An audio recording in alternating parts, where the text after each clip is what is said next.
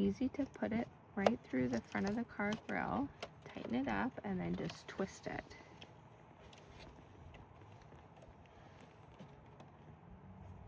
And make sure it's tied tight, and there you go, you're done.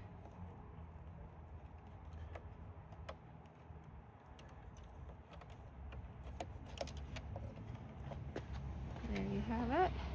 Now we're gonna do the ears.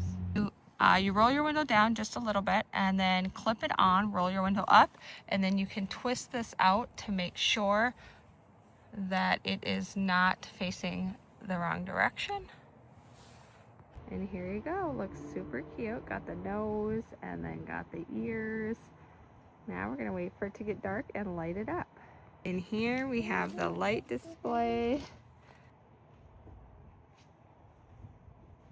We have 3 different options for blinking. We have fast, which we just did. This one is a little bit slower here. And then we have the steady mode right here. Here's how cute this looks at night.